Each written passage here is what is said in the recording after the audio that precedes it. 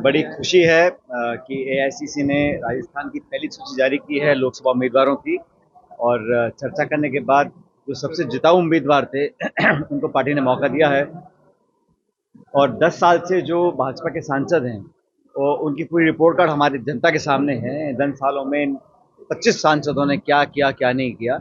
और ये चुनाव जो है परफॉर्मेंस पे, सरकार की गवर्नेंस पे और 10 साल की रिपोर्ट कार्ड पर लड़ा जाएगा।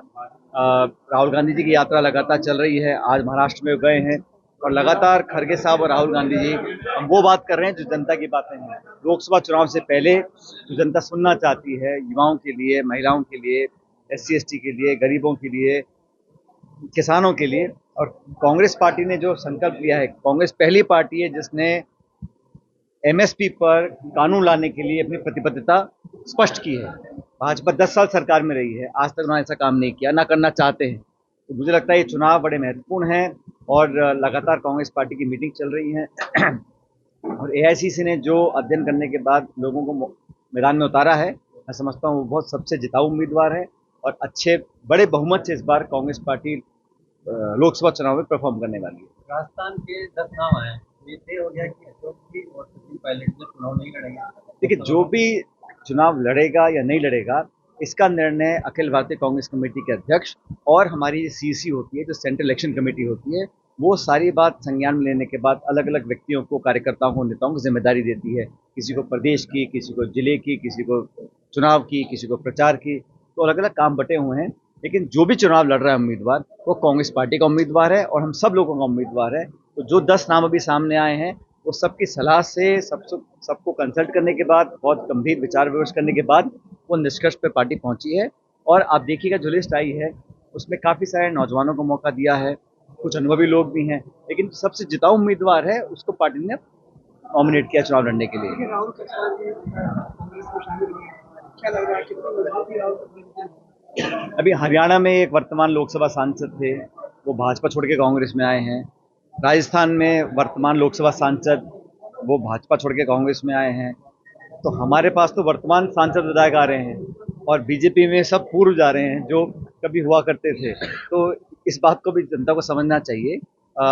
जो व्यक्ति कांग्रेस की विचारधारा को ग्रहण कर रहा है और जो हमारे लंबे इतिहास को स्वीकार कर कर हमारे नेतृत्व में विश्वास कर रहा है, उस व्यक्ति को पार्टी में ले भी रही है और मौका भी दे रहा है। मुझे खुशी है कि पार्टी ने लोगों को मौका दिया है उनकी परफॉर्मेंस देखकर और उनका पार्टी की तरफ कमिटमेंट देखकर।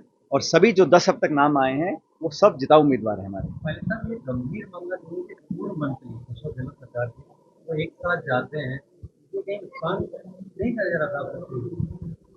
देखिए, कोई भी व्यक्ति अगर, जैसा मैंने कहा कि अगर कोई पार्टी छोड़ता है, उनकी क्या मजबूरियां थी, क्या व्यवस्थाएं थी, मैं नहीं जानता हूं। लेकिन अचानक इतना बड़ा हृदय परिवर्तन होना चुनाव से ठीक पहले, जनता सवाल पूछ सकती है कि वैसा इस मौके पर क्यों किया गया। बहरहाल ये उनका व्यक्तिगत निर्णय है, मैं कुछ टिप्पणी नहीं करना चाहता हूँ।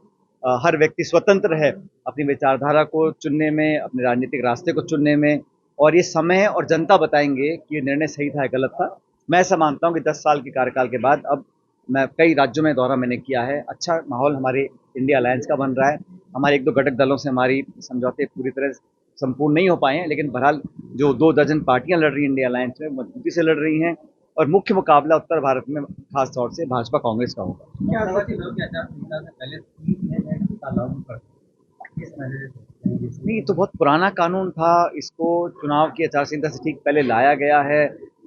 मुझे खुशी होती अगर ये सरकार MSP पे कानून लेके आती, ये सरकार नरेगा की तरह कोई रोजगार संबंधी कानून लेके आती, जन कल्याण का ऐसा कोई कानून लेके आती, हम उसका स्वागत करते। देखिए, कोई भी काम अगर जनता के हित में होता है, तो सरकार कोई भी हो उसको हम अप्रिशिएट करते हैं। लेकिन ये जो किया गया है ठीक पूर्व संध्या पे चुनाव के, ये कहीं ना कहीं इसमें ध्रुवीकरण करने की कोशिश मैं समझता हूँ केंद्र सरकार की रही है। अब चंडीगढ़ में चुनाव हो रहे हैं, निर्वाचन अधिकारी क्या कर रहे हैं, सुप्रीम कोर्ट को हस्तक्षेप देने के बाद न्याय वहाँ पर हम लोग ला पाए, करा पाए। अभी निर्वाचन आयोग जो हमारे कमिश्नर हैं वो इस्तीफा दे रहे हैं। तो बहुत सारी चीज़ें हो रही हैं जो जनता के मन में एक संदेह पैदा कर रही हैं कि जो विश्वसनीयता है संस्थानों की, जो क्रेडिबिलिटी है, वो कहीं कमज़ोर ना हो। और सरकार जानबूझकर ऐसा कदम उठाती है कि विश्वसनीयता कमज़ोर हो हमारी संस्थाओं की, संवैधानिक संस्थाओं की। ये लोकतंत्र के लिए एक शुभ संकेत नहीं है। क्या लग रहा है पायलट साहब के मन में क्या है? इसी को लोकसभा सीट है जहाँ से चुनाव लड़ने की इच्छा है। देखिए, मैंने कहा ना, अभी हमारे 15 लोग हमने डिक्लेयर किए हैं और अगले 10 डिक्लेयर किए हैं, 15 डिक्लेयर करने बाकी हैं। तो जहां पार्टी जो उपयुक्त उम्मीदवार होगा, और उम्मीदवार एक ही व्यक्ति है लेकिन पार्टी पूरी चुनाव लड़ती है।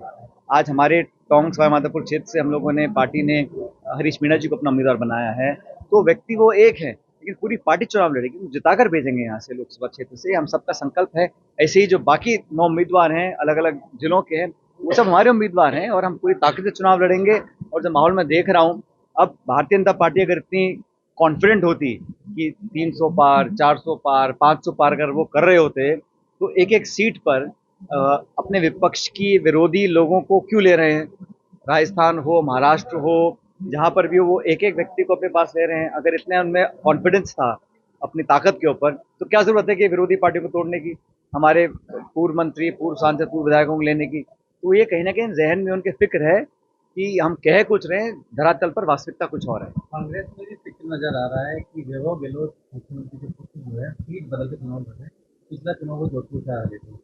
इसकी चिंता जो है देखिए, राजनीति में हार जीत चलती रहती है और जो भी टिकट वितरण हुआ है, ये कांग्रेस पार्टी के सेंट्रल लीडरशिप ने किया है। परिस्थिति को देखा, क्षेत्र को देखा, जनता की मांग को देखा, समीकरण को देखा और जीता उम्मीदवार कौन हो सकता है, ये देखने के बाद निर्णय लिया गया है। जो भी जहां से चुनाव लड़ रहा है, पूरी मजबूती से लड़ेगा। कांग्रेस पार्टी एकजुटता से चुनाव लड़ेगी और सफलता हासिल करेगी। राजस्थान और सचिन पायलट का रिश्ता कहाँ तक? जीवन के अंतिम सांस तक।